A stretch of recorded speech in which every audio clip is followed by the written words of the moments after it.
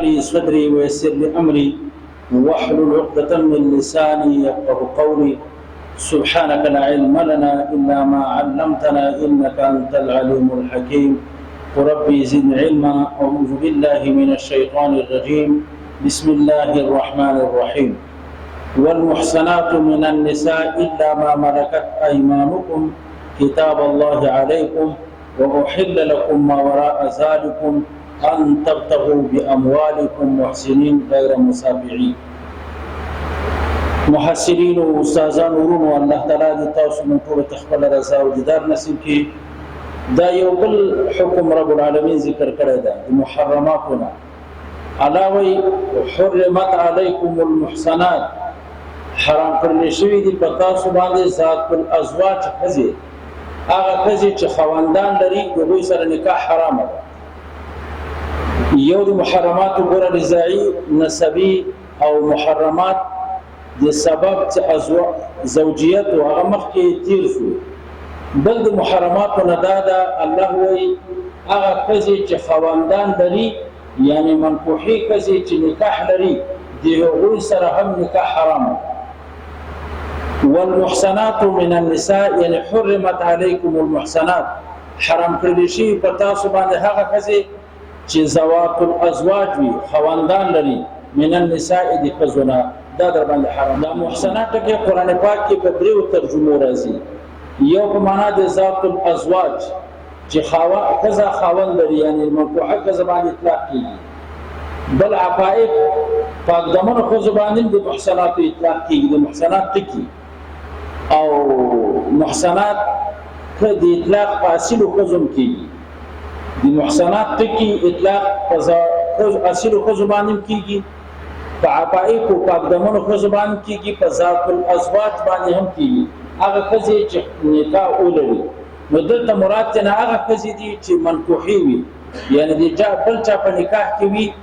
دیو سره هم واده حرام ځکه اختلاط د انصاب راځي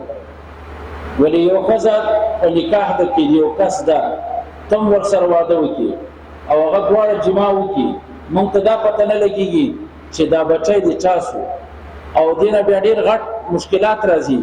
ټول ملک فساد او تخریب چې راځي دغه مسلې ناراضي چې اختلاط د انصاب راځي رسول الله صلی الله علیه وسلم حدیث مبارکه ده کوم سړی چې په الله او پر رسول الله په ورځ آخرت ایمان لري فلا یسقین زرع غیره د بل چا فصل په خپل اوبو نه وبکي نو کدا یو فصل په دوه اوبو باندې وبکړل شي ورسره کدا ماشوم پیدا کیږي به مرادي او تربیت کولو والا څوک نه وي بیا چې کله سره خود سرانه لوي چې په معاشره کې نو خپل کار نه بغیر د فساد نه لہذا ټول معاشره به لدینه چلن کیږي لہذا الله ویلي چې کوم خزو نکاحګان وي تاسو ودونه نشي ورسره کولای نه حرام ده ورسره واده فور ته هم دي نه کوم محسنات ذات الازواج وي منکوحوي حقیقتا منکوحوي موږ تاسو زوندین خزي مشتد دبل چا سره نکاح نشي کولای او کوي حرام قطعي ده زنا ده ګناه کبیره او حکما منکوحي سره هم نشي کولای هغه څنګه سړی مر سو عدت نه ده پورا د خزي عدت نه ده پورا ته نکاح نشي ورسره کولای زما په خبر باندې کوی شي یو خزه طلاق ده په عدت کې د نکاح نشي ورسره کولای عزم مصمم هم نشي ورسره کولای قسم لیکلم نشي ورسره کولای چې ته عدت نه خلاص بیا به زه تاسو سره نکاح کوم دا هم په موږ باندې قران منع کړی ان شاء الله زما په خبره کوی شي نو منکوحي خزه سره نکاح حرام ده کاغه حقیقتا منکوحوي چې سړی ولري ژوندۍ یا حکما منکوحوي چې د چا په عدت کې چې د چا په عدت کې وي ته نشي کولای چې کزه په عدت مثلا یو سړی وفات شو کزه پاتې شو دا کزه په عدت کې ده که حامله په بچی باندې بچي پیدا شو بلې په نکاح کوي نن خاوند مړ شو سبا بچي پیدا شو په بل سبا باندې بل طالب سره نکاح کوي وجدا د عدت د ولات الاحمال اجلهن ان يدان حملهن قران وي چې کومه کزه حامله وي عدت په وزن د حمل تیریږي یعنی بچی چې پیدا کی بس حمل چې وسو بس دا بیا بل چا سره نکاح کوي په صحابياتو کې من یو خزلرو سبيعه الاسلمه لکه نوميږي غالب په و مورز باندې بچی پیدا شو بیا نکاح کړی دا اوس یو زنانه ده حاملا نه ده حامله نه ده نو بیا عدت په څلور میاشتو 14 اشهر و 10 په څلور میاشتو له ورځې تیری څلور میاشتې له ورځې چې دي خزي په عدت دغه کې تیر شي د خاوند بیا په 15 شپږم میاشت کې نکاح ورسره کولای شي ولې دا حکما معتده ده دا حکما منکوحه ده د بلچا که سړی مړم ده منکوحه ده تر اوسه منکوحه ده د سره نکاح ضرور تفصیل ضرورت نشته ده خو الله وی حرام کړی شي په تاسو باندې هغه کزي چې ذات الازواج وي کچا هم په عدت کې نکاح کړی وي دا نکاح نه ده سوی دا نکاح به ختمه ده بیا د مستقله ورسته د عدت نه بل نکاح وکړي کچا منکوحه الغیر ده بل چا سره نکاح کړی دا دوه کړه دا نکاح نه ده سوی دا سره پس نه لګي قران پاک په دې باندې گواه ده وحرمت علیکم المحصنات حرام کړی شي په تاسو باندې هغه کزي چې ذات الازواج من النساء الا ما ملكت ايمانكم مگر هغه کزي چې مالکان سوي دي خلاصونه تاسو یعنی منځ سره نکاح کول د قران لهجه نه د معلومیږي کوي ومنځ ده اگر کدي د عالم اسلام په ساته باندې غلامی او منځتوب اوس نشته ده خدای د قران لهجه نه د معلومیږي که یو غلام واده کړی نو مولا لګیدل شي چې غلام ته وایي چې دا خزه په نکاح کوم دا تا خزه د امینځه قران خو ظاهرا د معلومیږي الا ما ملکت ایمانکم الله ویلي و تاسو باندې زوات الازواج خزه حرام دي زما په دې ځخ به ان شاء الله خو الا ما ملکت ایمانکم مگر هغه منځ چې مالکان سي تاسو هغه منځ نکاح سره جایز ده حالکه د څه نسو کولای چې غلام وي هغه واده یې غته وایي چې بس دا که ما طرف دې ځې په نکاح کوم دا نشي کولای نو دغه څه مراد الا ما ملکت ایمانکم مسله ده څه ده په غزوه اوتاس کې چې غزوه حنین موږ ورته وایي د فتح د مکې نه د طائف خلکو سره رسول الله یو جنگ کړی دلته سبایا اوتاس ډېر قیدیان خزي راوصلې په جیل باندې قیدیان دا خزو خو هلته کې خپل خواندان لرودل کنه وایي چې کله دغه کوز متعلق مونږ ته دا رواجی چې کزي خاوندې په دار حر کې او دار اسلام تراغله په دار اسلام سره راتک سره د دې کزي نکاح ماته سره زبه پښتو لهجه استعمال کوم دا ختمه سووس به یو کس کولای شي چې دغه منځ سره نکاح وکړي خو وروسته د استبراء طلب د براءت رحم یو میاش به دې انتظار وکړي چې دا حیض ورزي بیماری ورزي او کنه ورزي ورته نکاح نشي کولای ان شاء الله څنګه خبره پوښي دا د هغه متعلق کولای شي چې په دار حرب کې وي او خزي راغلي له دار اسلام ته او د دې خزي په دار حرب کې خاوند موجود ده اوس موږ ورسته د استبرانه د استبرا په تمه ورسته مانو دي د استبرانه موږ ورسته د خزو سره نکاح کولای شو وجدا ده چې په دار حرب سره چې دار اسلام ته راغلي په نفس د اختلاف د دار سره فرقت راځي په نکاح کې جداواله په نکاح کې راضی ښا زين شرف بوسي لما ملكت ايمانكم كتاب الله كتب الله عليكم الله فرض کړل شوی د حکم په تاسو باندې ښا کتاب الله لیکل کړی دی الله تعالی یعنی فرض کړی دی الله تعالی علیکم په تاسو باندې تحریم ما ذکرنا دا مخکینی چې کوم ذکر کړی دی ټول حرمت په موږ باندې فرض ده چې دا حرام دي دغه کارونه حرام دي که څوک کې ګناه کبیره ده د مخکې محرمات چې دا څلو 15 ورځې کې لګي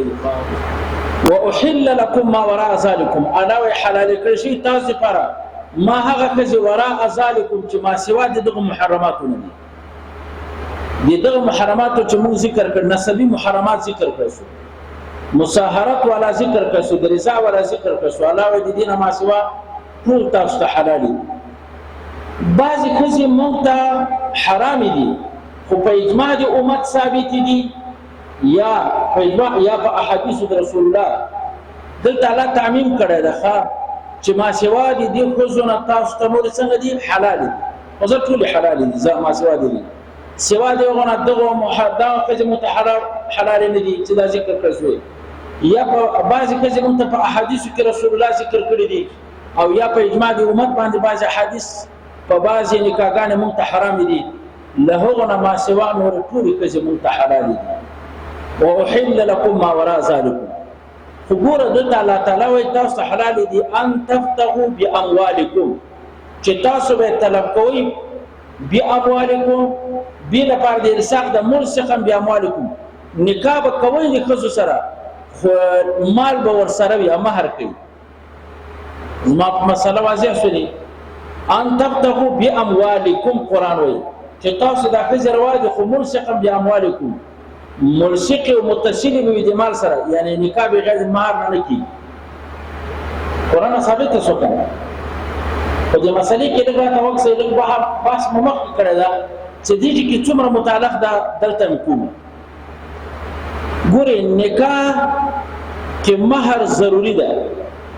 دا د لوازمو د نکاح نه ده دا مهر خو د لوازمو ذکریه نه ده نکاح بغیر مهر نه سکیږي خدا لازم نه ده چې خامخا په نکاح کې مهر یادې زما په خبره پوه شو اوس یو سړی محصل دی وي ښځې سره واده وکړ وایي ما قبلې وهو قبول ما سره د نکاح کړی وهو ما د سره کړی ده خلاص ضد به ورځي نکاح ورسره چې دوه کسان موجود دي ما خو یاد نه شو کنه نکاح بغیر د مهر نه سکیږي منم خو د لوازمو ذکرونه نه ده چې په حق د نکاح کې بغیر د نکاح وصله بغیر د مهر نه نکاح سوی ده اوس به دې ښځې ته موږ چې ورکړو مهر مثل به ورکړو مهر مثل دې ته ویل کېږي چې عامو ښځو ته به وګورو چې د دې په عمر کې د دې خویندې د دې ترورګانې خالاګانو ته په عرف عادت کې څومره مهر ورکړی شوی ده دې ښځې ته به هم دغومره مهر موږ ورکوو ولې نکاح کې مهر نه دی یاد شوی ده زما په مسله باندې واضح شوی نکاح مهر دا د لوازمو د نکاح نه ده خو د لوازمو ذکریونه نه ده چې خامخا به په نکاح کې ذکر کوي که کوم ملا نکاح وتړلی دی او کس مهر یاد نه که هم نکاح صحیح کېږي خو څه به ورکوي مهر مثل به ورکوي خلاصه شوه مسله اوس راسئ د مهر مقدار او دلته مال ټکی راغلی ده نو ګورئ نکاح په مال سره خو کېږي په منفعت سره کېږي لکه مثلا محصل ده ښځې ته وایي چې زه تا سره واده کوم مهر ما نه مه غواړه یو کال د تفرید درس وایم زما په خبره پوهېږي ته به مې شاګرده سې زه به دې استاد یم دغه سبق مې څه درته ویلی که نه دې اجرت زه نه غواړم ته مهر منه مه غواړه دا کېږي که نه شوافي وایي دا خبره کېږي مه وایي نه کېږي ځکه دلته مال ټکی راغلی یو طالب د که نه ځان سره جوړه کړې ده ښځې ته وایي ما نکاح کوي وایي بلکل طالبه خوښ مې وایي ما سره خو پیسې نشته خو یو کال به درته سبق ووایم د قرآن دا په مهر کې صحیح کېږي نه د امام صاحب مسله دا نه صحیح کېږي د شوافي په مسلک باندې صحیح کېږي دلته قرآن مال ټکی ښودلی ده او دا مال نه ده دا منفعت ده یا مثلا زه به وکړم یاره وایي راځه ما سره نکاح وکړه محصل ورته وایي یو کال به دې زه کپړې مپړې ټولې وینځم درته خدمت به دې زه کړم نه دا مهر کې نه صحیح کېږي خو دا مال نه ده دا خدمت او بل نقض ده نقاضت ده خاوند په کار د مخدوم وي ښځه خادمه وي دلته خو ته دومره خدای وویل ته ورته خدمت کوې نو دا عکس ده او دا نقص ده دا نه ده جوز خو به هر حال مال به ورکوې په نکاح کې دا منفعتونه یا تعلیمونه دا په نکاح کې نه کېږي د امام صاحب مسلک د شوافي مسلک صحیح کېږي مال چې ورکوې 10 روپیو نه به کم نه ورکوې دا نه اخوا کې چې څومره ډېرې ورکولی شي خو ډېروالی په مهر کې روا ده خو ښه کار نه ده مخکې هم دا لهجه استعمال کړې وه ډېروالی په مهر کې روا ده خو لیکن ښه کار نه ده او دا ما مخکې ثابته کړې یو پیغمبر ته یو جنۍ راغله یو محصل ته وایي چې ما تا ته خپل ځان هبه کړی ده هېڅ چې نه ده نه غواړم بس نکاح مې کړه چې 100 کله ته دا ووایي که نه چې ما هبه کړی بیا هم بغیر د مهر نه صحیح کېږي که دې هبه کړی که نه دا د دې کار نه ده څوک زما په لهجه پوه شي یو زنانه راغله محصل ته ویل ما در سره نکاح کړی مهر مې درته هبه کړی ده هبه دا معنی ځان مې هبه کړی درته مهر نه مهر هبه کوی شي هبه خو هلته په مهر صحیح کېږي چې ور مهر مقرر کړي بیا د هبه کې بیا خو زه اعتراض نه لرم خو که داسې وویلې چې ځان مې درته هبه کړی هېڅ نه غواړم نه مهر ورته ورکوې خو صرف پیغمبر علیه الصلاة والسلام ته دا جایز ده چې یوه ښځه ځان ورته هبه کړي بغیر د مهر نه نکاح کولی شي یعنی کلند الفاظ رسول الله صلی الله علیه وسلم خزه بغیر مہر نه نکاح کولای سي موږ نه سو نکاح کولای ان وهبت نفسها للنبي ان اراد النبي ان ينكحها خالصه لك من دون المؤمنين قران دې سوره احزاب کې خو خزه راغله پیغمبر ته ځان هبک او د اراده د نکاح لري خزه په نکاح کوي سي خالصه لك من دون المؤمنين دا د تا حکم د بل څوک ته دا کار نشي کېدلی یاره ان شاء الله په کوڅه خزه بغیر د مہر نه څوک نکاح کوي سي پیغمبر سوا د پیغمبر نه څوک نشي نکاح کولای دا مثلا خلاصه شوه دلته علی ان تبتغوا باموالکم ټکه ویل دا چې ملصق به په مال باندې زما په مسله باندې واضح کړل شو واحل لكم ما وراء ذلكم حلال کړی تاسو پر هغه کسي چې ما سوا دي دین دي ان تبتغوا باموالکم فدس حال کې چې تاسو به تلکوي ملصقا باموالکم دا به ملصق په مالونو یعنی مال به خامخا ضروری وي محسنین په حال کون د تاسو کې چې تاسو به نکاح کوون کې استئ غیر مصافحین زنا کوون کې باندې استئ یعنی دین خدا معلومه سره که سړی وسکه سره موافقه وکي چې بس تاسو دومره روپۍ در کوم راځنی کای څه چې مولا را غواړي بشر غزنا وسره روپۍ واخله الته قران ان تبتغوا باموالکم ټکای راغوري مال واخله نه دا کار نشي ځکه لا قید ورکو محسنین په داسې حال کې چې تاسو به نکاح کوئ غیر مصافحین زنا کوون کې بنه استي په مال سره لنډه خبره ده زنا چې وزنانه سره وکړه چې او تا اجرت وکړه دا اجرت دې کجه ترواله وایا نه دروا تاسو ته چې ویلای شي چې دا خپل بدن ده په منفعت د دین واخیستل سو خدا خو دې دا اجرت ورته واسي کنه دا د څو وجه حرام ده دا وجه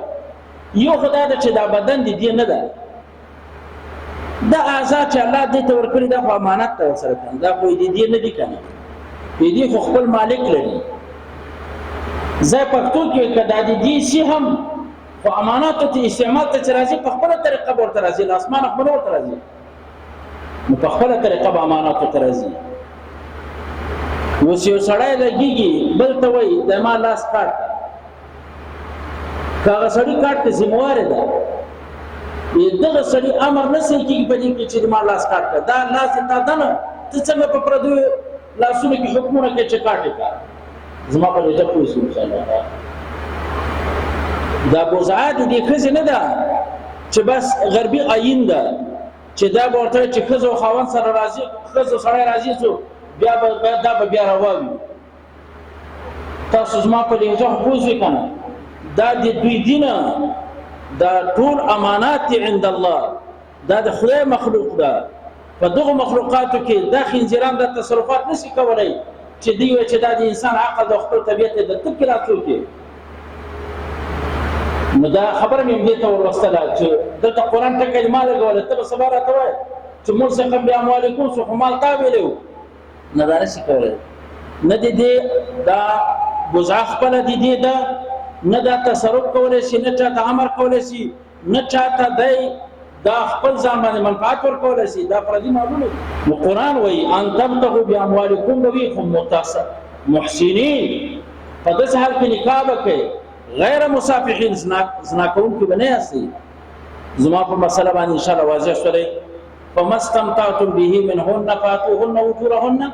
یو د نکاحانو ته قران اشاره کړې ده هغه حرام دي ان شاء الله نکاح متعه ورته وي چې موجوده دور کې بعضي روافض صيغه ورته وي ایرانی لغت کې صيغه ورته وي